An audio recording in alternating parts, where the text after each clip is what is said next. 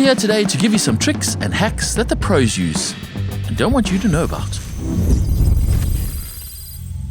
Okay, first one. Have a plan and stick to it.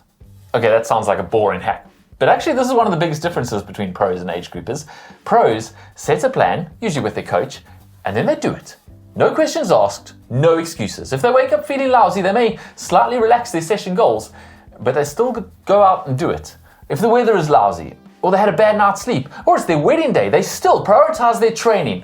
Okay, maybe not the last one. I'm going to say, now we can't all make our training our top priority in life, but we can be more committed to at least trying all the sessions and make less excuses.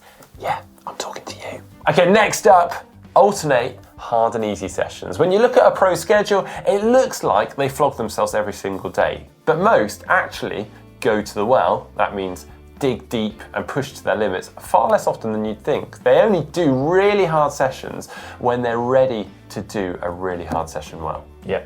Again, with all of our regular commitments of daily life, which the pros avoid, if they waited until we were ready to do a really hard session, we might never do it. But we can take the lesson from them. Don't cram hard sessions back to back thinking it makes you hard. Rather, balance the hard sessions with enough recovery and do the hard sessions better. Next tip, consistency beats heroics. Yeah, we like to think of pros as hardcore, doing heroic sessions almost every day.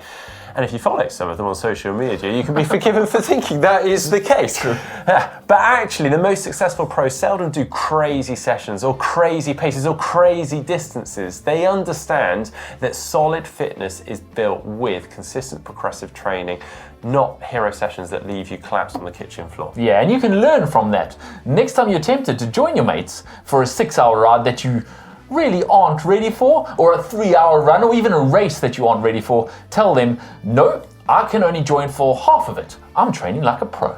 And next up, everything affects training. So consider everything. Now, we're not saying you have to live a Spartan or monk-like existence, but staying up late to binge watch the Netflix series will affect your training, as will that extra pint at the pub, as will eating fast food instead of cooking some nice food. All the little things are little things, but they add up. Triathlon shouldn't be all-consuming and ruin every other part of life, but consider each decision carefully, like a 0% beer instead of a normal one, or wearing good shoes for recovery instead of heavy boots or flip-flops. True, yeah. Next point, switch off from triathlon. This is kind of the opposite of the previous point, but it does have its place too. Pros are full on when it's time to be full on, and then they completely forget triathlon when they relax. And this is important too. Consider all the things that you can change to make yourself better, and then take a break from considering those things. It seems crazy when triathlon is your life and it takes so much time, but pros find hobbies that they can do that takes them away from triathlon, at least for a little bit. Just remember, this can't be water skiing or contact football. You do need a hobby that complements your triathlon, maybe like reading or chess. Didn't you just take up football? I don't do triathlon anymore. Not professionally, anyway. Well, next, sleep like you mean it. Pros don't only prioritise training, they also prioritise sleep. That doesn't mean early to bed and a full 8 hours. It also means all the rest of the sleep hygiene things like room temperature, mattress quality, bed clothes quality, a quiet dark room, no disturbances. Yeah, now some of these things might be a little unrealistic for those of us living in the real world with kids. But you can improve the things to make you sleep better, like a regular bedtime and wake-up time, some attention to your pillow and your bedclothes. And even if you can't get more hours of sleep, you can make that sleep a bit better. Next tip, address your weaknesses. Pros really can't afford to have a weak discipline or to give time away on any point of the race. They therefore have to put extra effort into the things that they are worst at. Yeah, this is doubly difficult as the thing you're worst at, you probably also enjoy the least. Yeah. But this is something the pros do that you can definitely learn from. Look at it this way.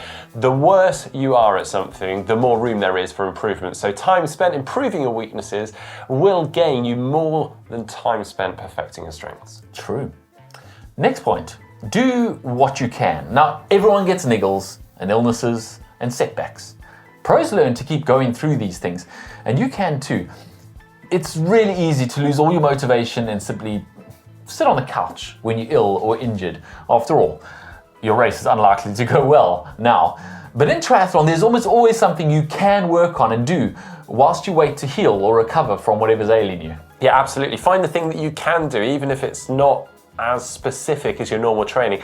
It helps a lot with our third point, staying consistent if you just do something. Walk if you can't run, do an easy spin if you can't get your heart rate up, do some stretching or easy core stability work if you simply can't get out and train. And next, optimize your stuff. Of course, pros have the luxury of sponsors giving them all the best stuff in the world. Some of them, anyway, many have to buy their stuff actually, but anyway.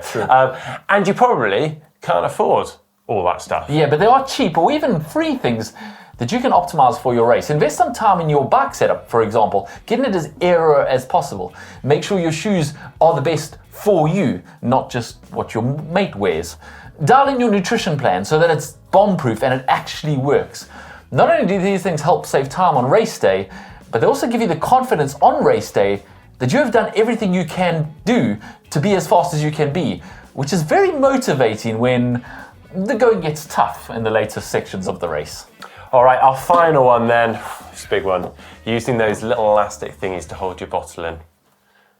We wanted 10 and I ran out of ideas, so we included that. Oh right, the bottle retention loop. I mean, the pros do use those and they're pretty handy. There you go, we got to 10. Hopefully you guys can use some of these pro hacks to get faster this season. Let us know if there's any other hacks that you think of or tricks that we've missed that you've seen the pros use in the comment section down below. I hope you guys have enjoyed this video. Thanks for watching. Goodbye.